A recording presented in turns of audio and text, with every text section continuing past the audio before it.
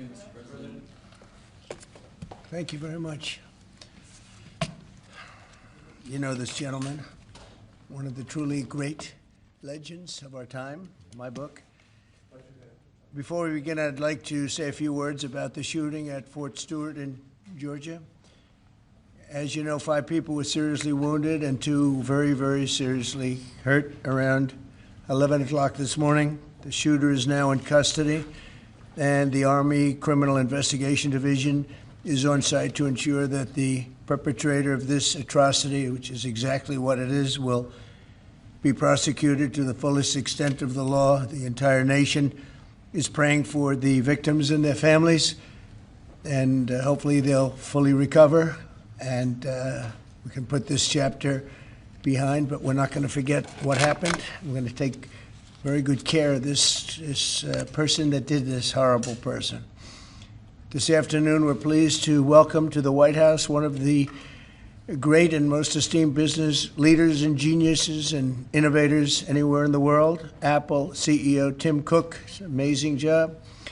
Thanks as well to Secretary of the Treasury Scott Bessent and Secretary of Commerce Howard Lutnick for being here, wherever you may be.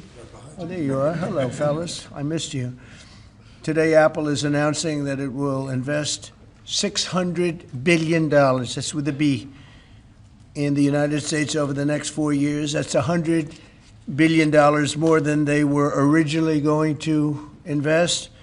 And this is the largest investment Apple has ever made in America and anywhere else. And it's just an honor to have you. As you know, Apple's been an investor in other countries a little bit. I won't say which ones, but a couple. And they're coming home. $600 billion. It's the biggest there is. The company is also unveiling its ambitious new American manufacturing program, which will bring factories and assembly lines across our country all roaring to life. Areas that were not doing so well are doing very well. We have about $17 trillion coming into the United States, which is more than ever before. That's never even come close. There's never been anything like it. Even you, that's even a lot of money for you. But we have commitments of more than $17 trillion. That was as of a couple of weeks ago. These investments will directly create more than 20,000 brand new American jobs and many thousands more at the Apple suppliers like Corning, Broadcom, Texas Instruments, and Samsung, who all deal in that world. As part of this historic commitment, Apple will massively increase spending on its domestic supply chain for the iPhone and will build the largest and most sophisticated smart glass production line in the world in Harrodsburg, Kentucky, which is a great, actually, I did very well there. I like it because I see I did very well there. I did very well in Kentucky, but it's a great place. You're going to be very happy. I thought maybe while we're up, I'll interrupt my own speech by you might show them a little bit about the product that you're going to be doing in Kentucky, Tim. Absolutely. Do you mind if I step up? Yes, here? please. This box was made in the U.S., California, and this glass comes off the Corning line. It's engraved for President Trump. It's a unique unit of 1. It was designed by a U.S. Marine Corps corporal, a former one, that works at Apple now. That's good. He's done well. Designed it for you. And the base comes from Utah and is 24 karat gold. And it sits, I'll take the liberty of setting it up. Wow.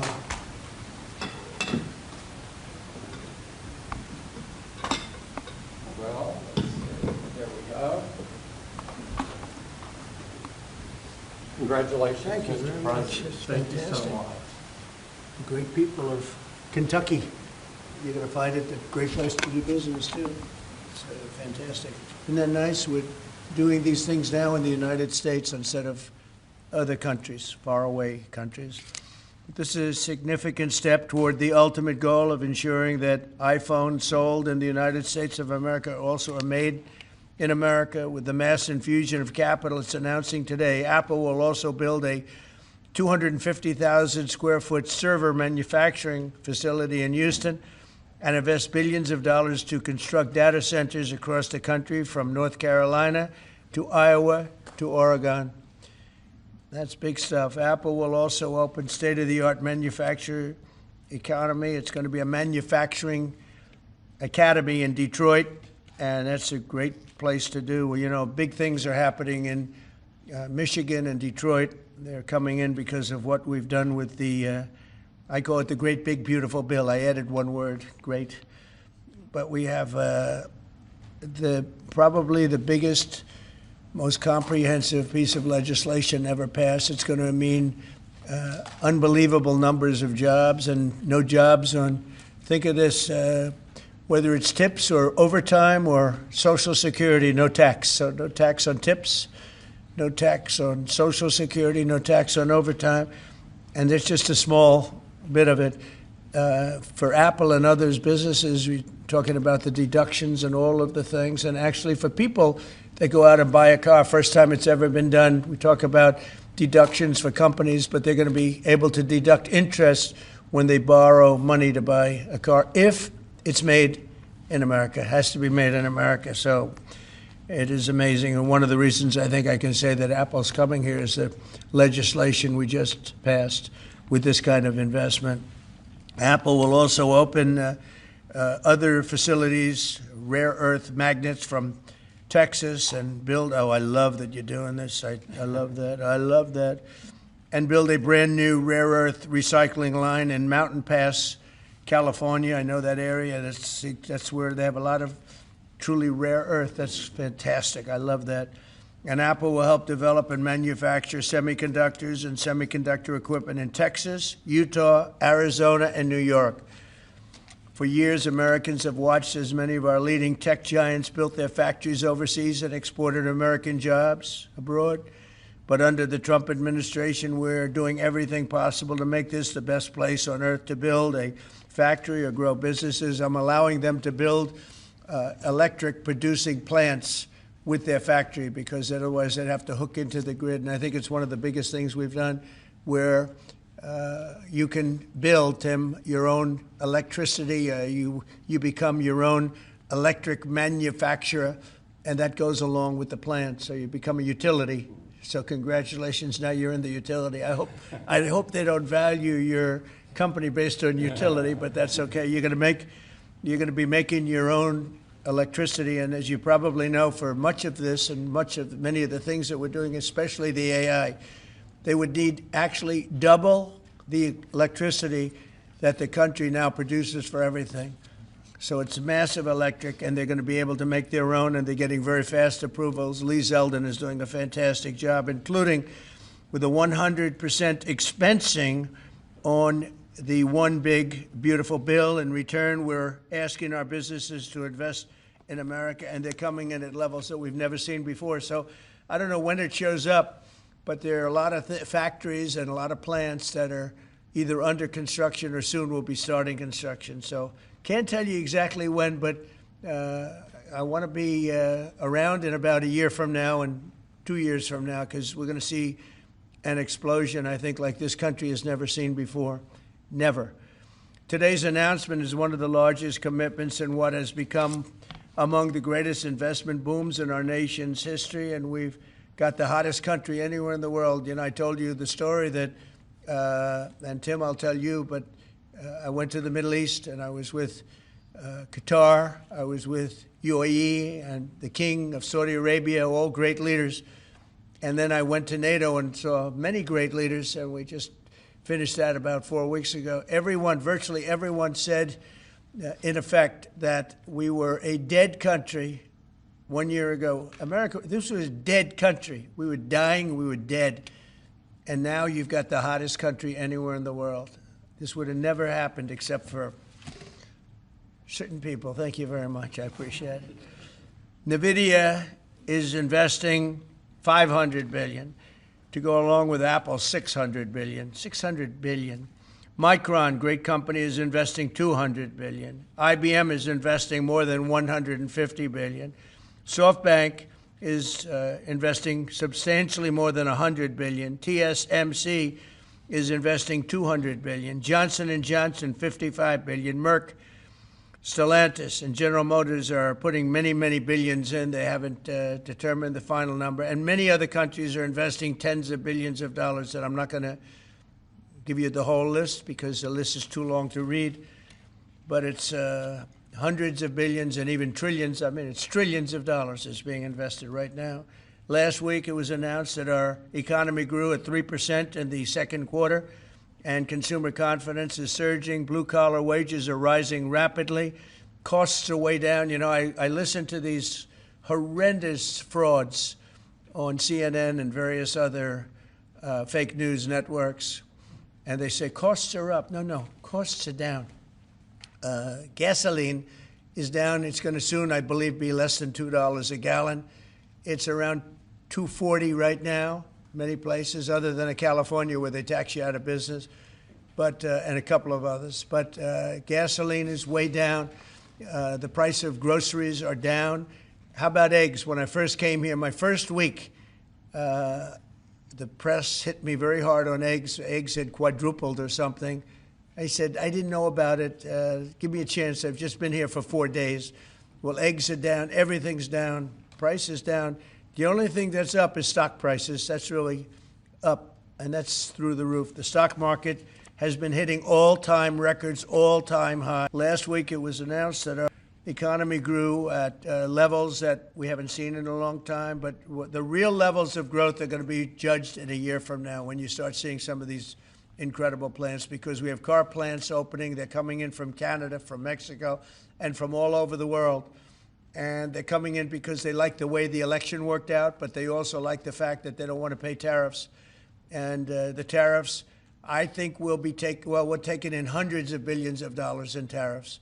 I won't be so specific other than to say, because we don't even know what the final number is. We just made a deal, as you know, with the EU where they're paying hundreds of billions of dollars. Japan paying hundreds of billions of dollars, and numerous other countries paying hundreds of billions of dollars. And we're not even completed there. And as you know, they found $25 billion 3 weeks ago. They said, we have a surplus of $25 billion.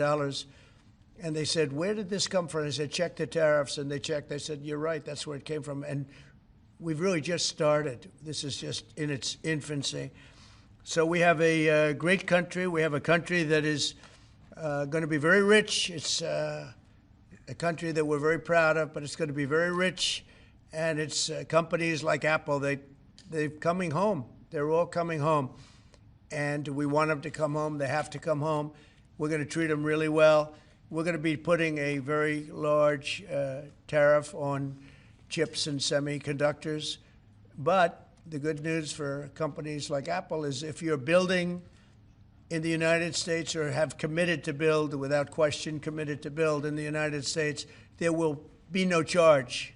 In other words, we're not going to be charging. So a lot of countries, a lot of companies are leaving various other places and they're coming to the United States. So in other words, we'll be putting a tariff on of approximately 100% on chips and semiconductors. But if you're building in the United States of America, there's no charge, even though you're building and you're not producing yet in terms of the big numbers of jobs and all of the things that you're building. If you're building, there will be no charge. So I just want everyone to know that. And I didn't even tell you that inside. We discussed the concept, but I didn't. So it's a big factor. So 100% tariff on all chips and semiconductors coming into the United States. But if you've made a commitment to build, or if you're in the process of building, as many are, there is no tariff, okay? If for some reason you say you're building and you don't build, then we go back and we add it up, it accumulates, and we charge you at a later date. You have to pay, and that's a guarantee. So that's a big statement, and I think the chip companies are all coming back home. They're all coming back. You know, we started with Intel, and gradually Intel was just taken over the coals. They were taken to the cleaners, frankly, and moved to other places, in particular Taiwan. But I think a lot of those companies are coming back, and they're coming back very rapidly. So that's a big statement. 100% tariff. I want to thank you very much. Tim, would you like to say a few words about your company, please? Good afternoon, everyone. Mr. President, thank you very much for having me here today. You've been a great advocate for American innovation and manufacturing, and I'm grateful for your leadership and your commitment. That's a commitment we share at Apple because American innovation is central to everything we do. Our products are designed here, we're hiring and growing here, and we support 450,000 jobs with thousands of suppliers and partners in all 50 states. Earlier this year, we made our largest ever spending commitment, $500 billion to the U.S. over the next 4 years. That's already yielding results. Earlier this year, we broke ground on a new factory in Houston to make advanced AI servers. And just last month, the very first test unit rolled off that factory's line, proudly made in America. President Trump shared some kind words about that work, but he also asked us to think about what more we could commit to doing. And Mr. President, we took that challenge very seriously. I'm glad to be here with you today, and I'm very proud to say that today we're committing an additional $100 billion to the United States, bringing our total U.S. investment to $600 billion over the next 4 years. As a part of this, we're launching Apple's American Manufacturing Program.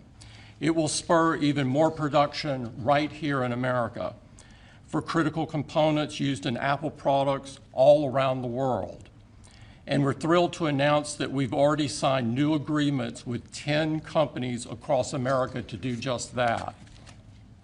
First, with today's announcements, I'm proud to say that Apple is leading the creation of an end-to-end silicon supply chain right here in America, from design to equipment to wafer production to fabrication to packaging. In Texas, we're working with manufacturers like Texas Instruments, Global Wafers America, and Applied Materials. We're working with Amcor in Arizona and Broadcom and Global Foundries in New York.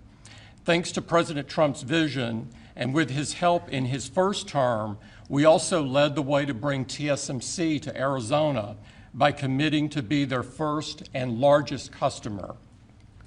Today, they're producing tens of millions of chips for Apple using one of the most advanced process technologies in America today.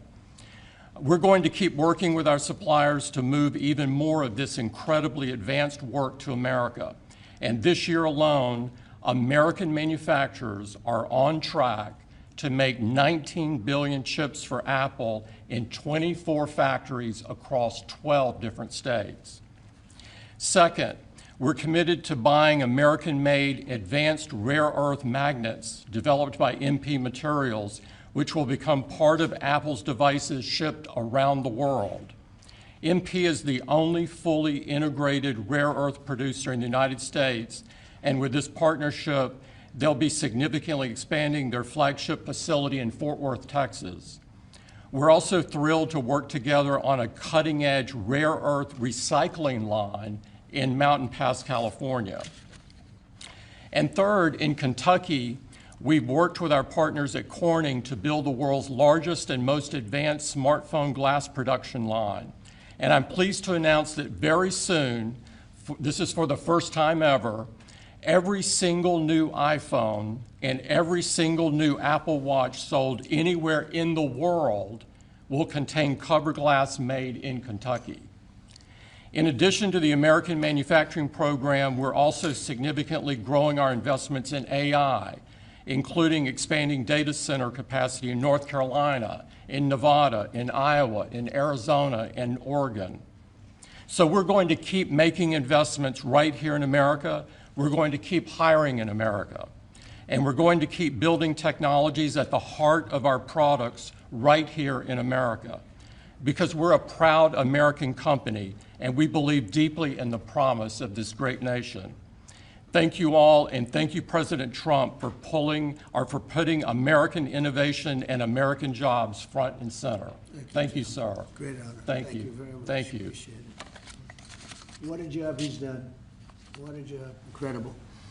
I want to thank you very much, and thank you, JD, for helping along.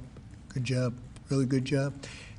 Any questions, please? Mr. President, President, Yes. you promised on the campaign trail to bring forth a manufacturing renaissance. You just mentioned $17 trillion in your first 7 months or so. Right. Can you talk about how an investment like this, all the other ones that you laid out, will positively impact the millions of Americans that trusted you with their vote? Thank you very much. It changes our country. I mean, our country is a very different country than it was 6 months ago. And people like Tim are coming. We had Micron in yesterday. We had all of the big, great companies that you read about, you don't know about, but you read about. Many of them were making products outside of our country. Foolishly, we lost them. If we had the right person sitting in that seat, that would have never happened 20 and 30 years ago. When you look at the chip business, it would have never left our shores. We had 100% of chips originally, and then we slowly got taken down to nothing.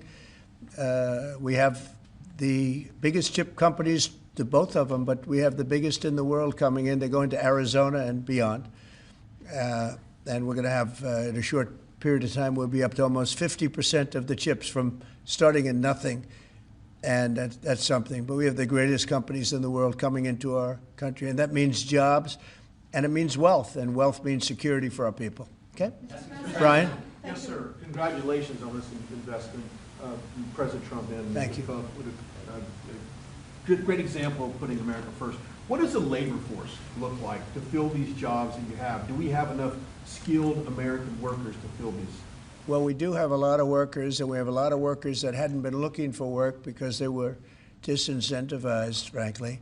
And people like Tim have tremendous schools and training centers that they build along with a lot of their big plants where they train people on whether it's glass, like in Kentucky, or computers, or whatever they might be doing. It's a complex world, and they train people, and they do a great job. So it's a whole new workforce. Now, we have a lot of them in energy because, you know, they've always liked energy. As you know, coal has opened up and opened up big. We brought it back and brought it back in a very large way. You know, China's right now building 58 coal-fired plants, 58 big ones. And here we were saying, we don't take coal. We have more coal than anybody else in the world. We have more oil and gas than anybody else in the world. But we have tremendous energy jobs, and the energy, as you know, we're booming with energy. And that's why the gasoline prices are down. Costs are down. I just hope when they watch these shows, I watch this, I won't use names because I just make them better known, that nobody knows who they are. But I watch this group of people on CNN and MSDNC too, the same thing, where they say, well, costs have gone up. Costs haven't gone up, they've gone down. I'm telling you, the thing that's gone up is stock prices, and success of our country. Our country is really, really doing well, successful. Yes, ma'am? Yes, Mr. President, have Putin and Zelensky agreed to a summit yet? And where and when would that be? Well, there's a very good prospect that they will. And we haven't determined where, but we had some very good talks with President Putin today. And there's a very good chance that we could be ending the end of that road. That road was long and continues to be long, but there's a good chance that there will be a meeting very soon. How close do you think you are to a deal? Excuse me? How close do you think you are to some kind of deal? Well, I don't want to say. I've been disappointed before with this one. You know, we've solved 5 wars, plus add to that Iran, where we wiped out their nuclear capacity for weapons. They would have had a weapon within 2 months, maybe less, and that was totally obliterated. It turned out it was a total obliteration, and the pilots and the people that did that job are really, we have the greatest armed forces in the world, but that was really something. In fact, there's a model of the plane right there. So, you got to bring that up, Susie. We have to see that. Look at this. This was just given to me. You know, we ordered brand new B-2 bombers. This is a plane that over a period of 36 hours of constant flying, look at this. So this is the brand new one they just ordered, similar but actually quite different. It's new and enhanced. It's an amazing machine. It went 36 hours. We had 52 tankers up in the air loading up our planes because this was surrounded by F-22s and F-35s, and it was flawless. Tim. Even you would say it was flawless. And every one of those bombs hit their target. And then we had Tomahawks shot in from a submarine 300 miles away, and they hit every single Tomahawk hit its target. It was amazing. And that was a big threat. That was a nuclear threat. And here's the new one that we just ordered, a large number of them. I'll put it up. Mr. President, what was the breakthrough today?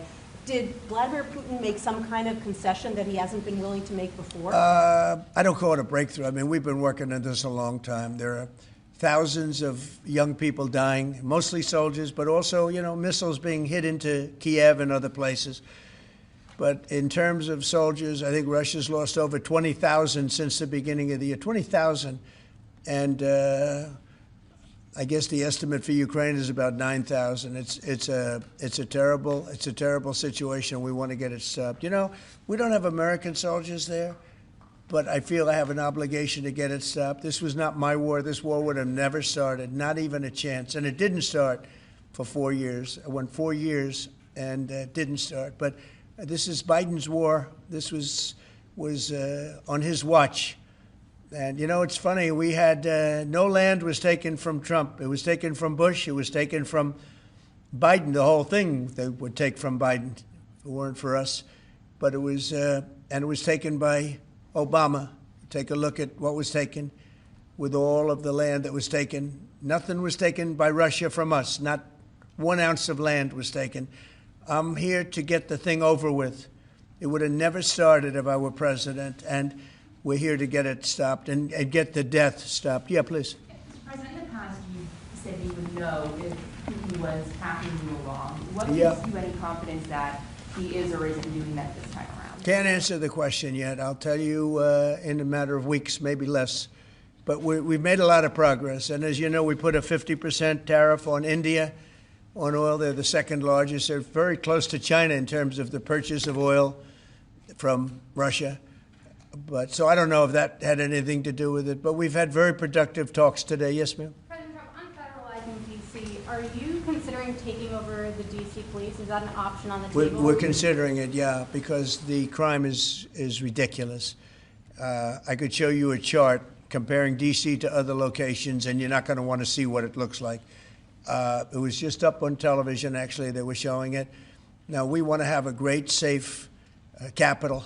And we're going to have it. And that includes cleanliness and it includes other things. We have a capital that's very unsafe. We just almost lost a young man, beautiful, handsome guy that got the hell knocked out of him the night before last. And I'm going to call him now. We wanted to give him a little recovery time.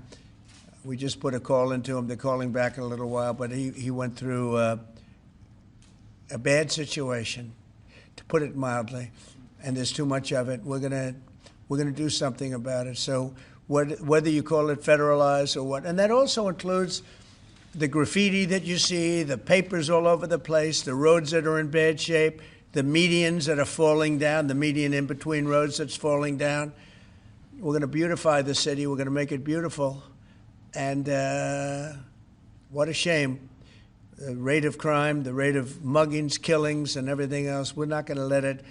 And that includes bringing in the National Guard, maybe very quickly, too. And do you want Congress to look at overturning the D.C. Home Rule Act? We're going to look at that. In fact, the lawyers are already studying it. We have to run D.C. This has to be the best-run place in the country, not the worst-run place in the country. And it has so much potential. And we're going to take care of it. You're going to be safe. You're going to be safe walking down streets. You're not going to get mugged. Mr. President, if you do reach a deal with Ukraine and Russia, would you drop the additional tariffs on India? Well, we'll determine that later. But right now they're paying a 50% tariff. Okay. Yeah, please. One for Mr. Cook as well. Yeah, please. Sure.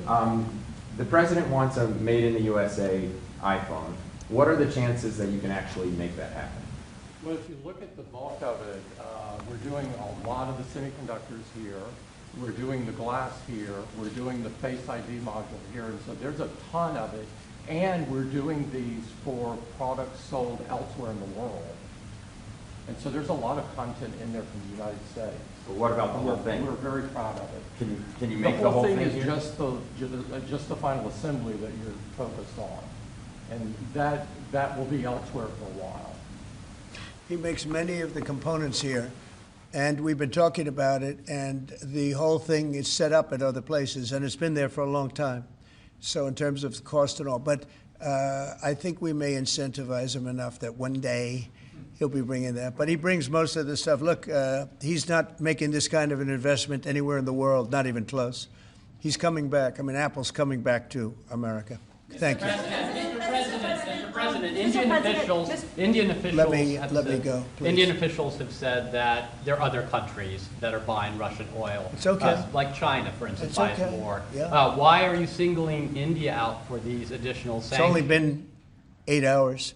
So let's see what happens over the next. More secondary sanctions you're going to see a soon. lot more. So this is a taste of You're what's going to to see a come. lot more. You're Mr. going to see so much You were the driving- secondary sanctions. Yes, ma'am. Sorry, you were the driving force behind Operation Warp Speed, these mRNA vaccines that are the gold standard. Right. Now your health secretary is pulling back all the funding for research. He's saying that the risks outweigh the benefits, which puts him at odds with Research the on entire what? medical community and with you. What is going Yeah. on Research on what? into mRNA vaccines? Well, we're going to look at that. We're talking about it, and they're doing a very good job. And, you know, that is a past.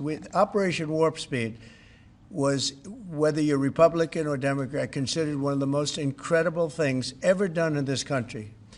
The efficiency, the way it was done, the distribution, everything about it has been amazing.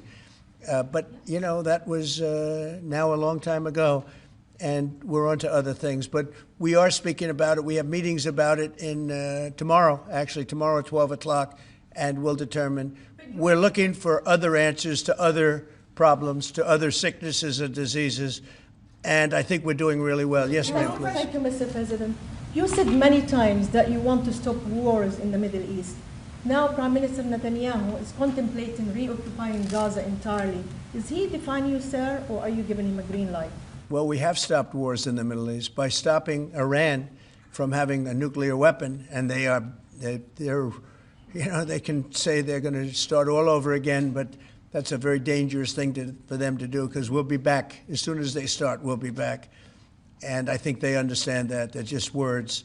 But no, we've stopped a lot of wars in the Middle East. If you think about what we did with Iran, Iran was the perpetrator of hate, a very evil place, and I think it's going to be a lot different in the coming years. Mr. President, on the India penalties, do you have any similar plans to enact more tariffs on China as it relates Could to their happen. purchases? Could happen. Depends on how we do. Could happen. President, Brian? Yes, I've got an entertainment-based question for you. A few weeks ago, Stephen Colbert announced that he was leaving his show.